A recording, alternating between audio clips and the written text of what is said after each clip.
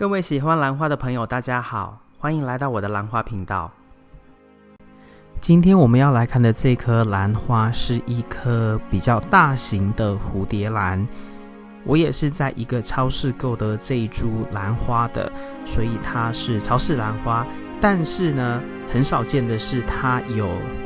伴随着一个名牌，它的名字叫做芝麻，英文叫做 Sesame。这可能跟它花开出来的特征有关系哦，就是斑点很多。那你应该有猜到，这颗兰花也是我在很喜欢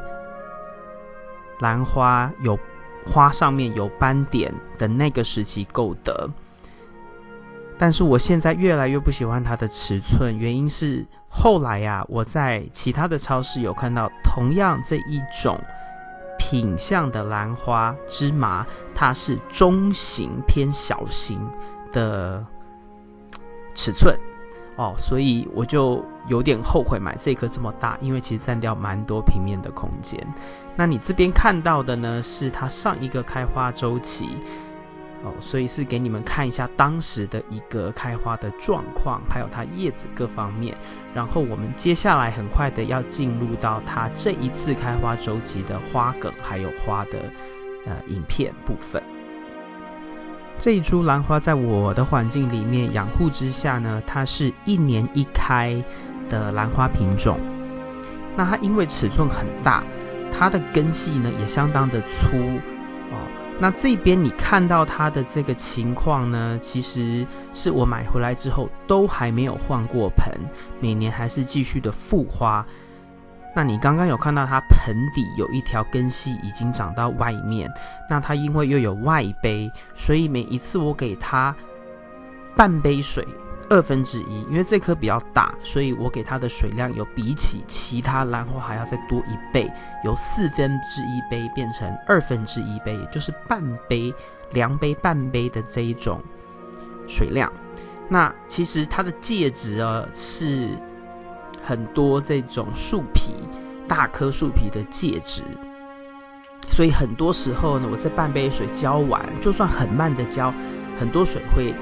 到底部去，那因为有外杯，所以会被承接起来。但是因为有一条根系已经长进去这个杯外了所以呢，其实如果水有在杯子底部的话，由这一条杯子外面的根系吸收上去了，其实有一点像是水培或半水培这样的应用。那我其实就是在做一个实验，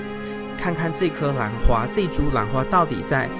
什么样的程度它会停止开花，就是在我持续这样子养护不换盆，然后给肥料也是只有给1/4的情况，它到什么时候呢？它会给我一个讯号说，你不换盆我就不开花，或者是你不换盆我就不长，这样子的一个状况。那因为我很放心的在做这样的实验，是因为这株兰花这种款相在我当地呢常常看得到。那因为它又是比较大颗的尺寸，所以万一养不好，或者它表现不好或生病了，我很容易就能够去买一颗中小型一样的兰花来继续养护所以是这样的原因，所以我在尝试着要看这颗兰花它的极限，不换盆的极限在哪里。因为有些兰花你刚买回来的头1-2年甚至到3年，如果你真的就是只是给它水，甚至不给它肥料，它也许都有办法开花。但是到某一个程度，它会给你讯号，你再不帮我换介质，或是不帮我换大一点的盆，或是给我其他的照顾，我就没有办法开花，它会给你那些讯号。那我曾经也收到过一个问题是这样子，这种大型的兰花呢，它的根系比较粗，那我在选择介质上面我有什么样的考量？其实我会看兰花本身根系的粗细还有多寡来决定我要使用大颗一点的颗粒还是小颗一点的颗粒。那这边的这些颗粒不一定指的就是我用的无机介质的颗粒你也可以使用树皮，那树皮呢，其实它也有分大颗粒跟小颗粒，或者是比较细颗粒的哦，有那种1/4寸的呀，1/2寸或者是1英寸的这一种大颗粒的，就看你的兰花植株大小而决定。那一般来说，根系越粗，我选择的这个颗粒就会越大。因为说难听一点，你小颗粒的种，其实有时候呢很难去驾驭这些粗大的根系，因为它们呢就是比较不好控制啦。所以我根系比较细的兰花，我个人喜欢用小颗粒的去种植。那根系比较粗一点的，像这一颗兰花，我如果换盆，我使用的介质就一定会是以大颗粒的为主。这颗兰花没有香味，那它当然就是以它开花这么多斑点的特色来取胜。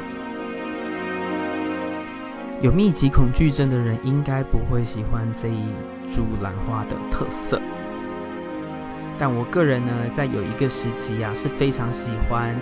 兰花开花出来是有斑纹、斑点，甚至是有同心圆斑纹这样子的特色。那在那个时期刚好看到这颗兰花，虽然它很大，我还是咬牙把它买下来带回来养。它的叶展很大很宽是一颗真的是大型的兰花。这种尺寸兰花我只有1颗，因为我还是比较偏好中小型兰花尺寸，因为在家里面的空间有限嘛，那我也不希望家里面每一个地方到处看起来都像森林一样。我专门有一块区域就是养兰花，其他的地方呢，居家生活的品质还有居家生活的这个规划呢，还是相当的一般就不是说到处哪里都是植物。那我这边其实有预感啦，这一株兰花呢，应该是在接下来的1年，可能还有办法撑到第2个周期，就是往后的2个周期，我就必须要对它换盆，因为我觉得这株兰花很快应该就会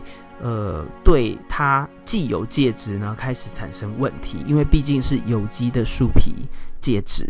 所以其实年份也到了，所以我是真的还在看它的这个极限在哪里。那有任何的进展，到时候再做影片跟大家分享它的一个状况，还有我对它做的处理。以上就是今天为您带来的影片。如果你喜欢这个影片，请帮我在影片的下面点个赞。如果你要继续与我一起学习怎么养兰，别忘记订阅我的频道并打开通知铃铛。谢谢您的观赏，我们下次再见。